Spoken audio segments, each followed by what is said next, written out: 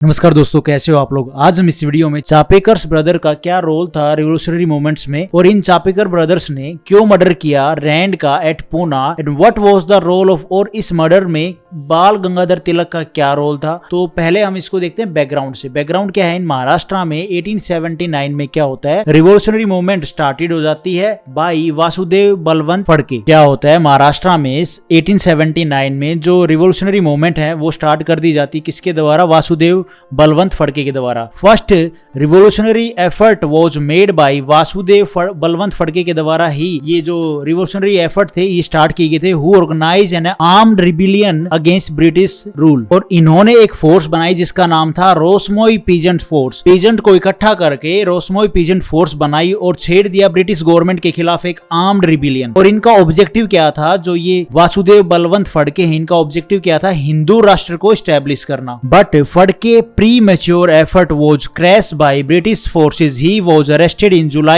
1879 and was sentenced to life transportation. अब भैया बात ऐसी है, ब्रिटिश फोर्स के सामने जो ये फोर्स बनी रोसमोई पीजेंट फोर्स, ये कोई बड़ी चीज तो थी नहीं, और कुछ ही महीनों में इस रिबेलियन को जो ये फोर्स बनाई गई थी इसको क्रैश कर दिया गया ब्रिटिश गवर्नमेंट के द्वारा। उसके बाद 1893 में गणपति फेस्टिवल और 1896 में शिवाजी फेस्टिवल। अब ये चीजें होने के बाद जो हमने ऊपर पढ़ ली, ये सारी कहानी होने के बाद महाराष्ट्र में लोगों को एकजुट करने के लिए, इकट्ठा करने के लिए बाल गंगाधर तिलक ने 1893 में गणपति फेस्टिवल की स्टार्ट की, शुरुआत की, और 1896 में शिवाजी फेस्टिवल की। These were religious political festival. ये जो दोनों फेस्टिवल थे, गणपति और शिवाजी फेस्टिवल, ये दोनों फेस्टिवल रिलीजियस और पॉलिटिकल दोनों थे। During this festival stirring speeches were delivered and leaflets were circulated to the people for calling the Hindus to arms and urging the Marathas to rebel as Shivaji did। भैया सीधी सी बात है, revolutionary movement में इन festival का बहुत ही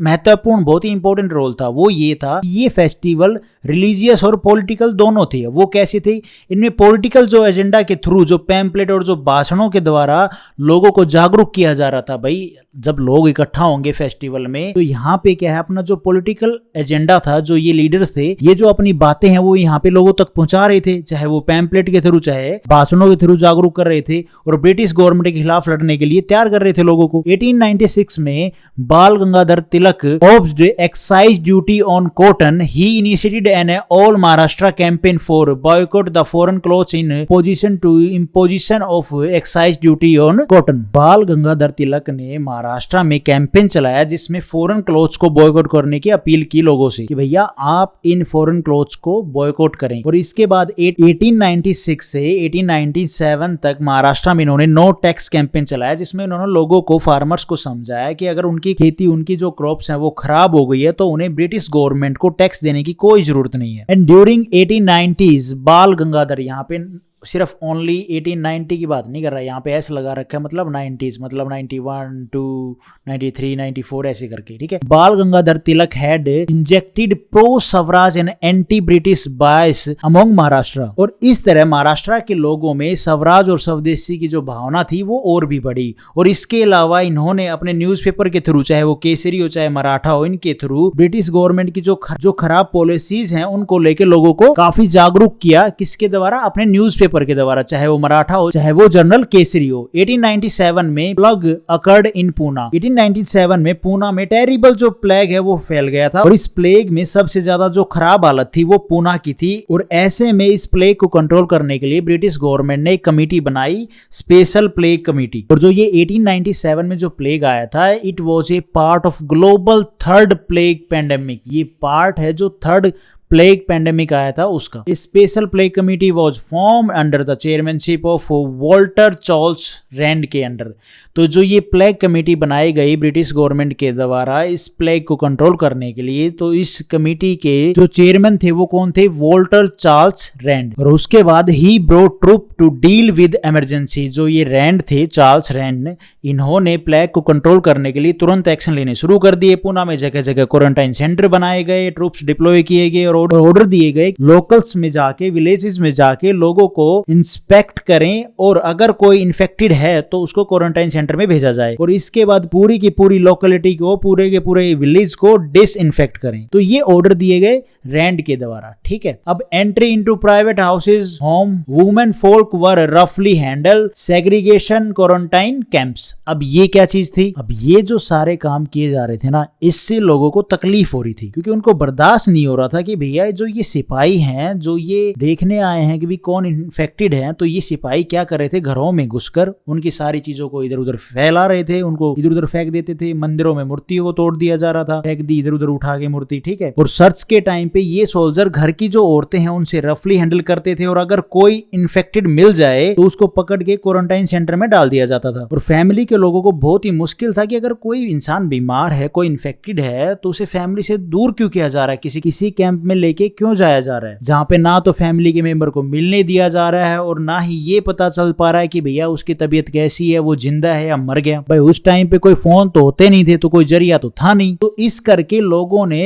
Rand के पास क्या की, अपनी कंप्लेंट्स भेजी कि भैया ये दिक्कत हमें फेस करने को पड़ रही है। अब रैंड ने इन सारी कंप्लेंट्स को इग्नोर कर दिया। और रैंड कौन थे? स्पेशल प्लेग कमेटी के चेयरमैन थे वॉल्टर चार्ल्स रैंड, ठीक है, ये चीज ध्यान रखना। चार्ल्स रैंड ने ये सारी कंप्लेंट्स को इग्नोर करने के बाद बाल गंगाधर तिलक ने अपने न्यूज़पेपर केसरी में लिखा कि भैया ऐसे तो चुपचाप तो हम नहीं बैठ सकते, कुछ ना कुछ तो करना पड़ेगा। और इसके कुछ दिनों के बाद, कंप्लेन देने के बाद, पेपर में न्यूज छापने के बाद, कुछ दिनों के बाद रैंड के ऊपर अटैक होता है। Rand and his military escort let arrest were killed in this attack and this attack did by, किसके द्वारा ये अटैक किया गया? चापेकर्स ब्रदर फ्रॉम पूना।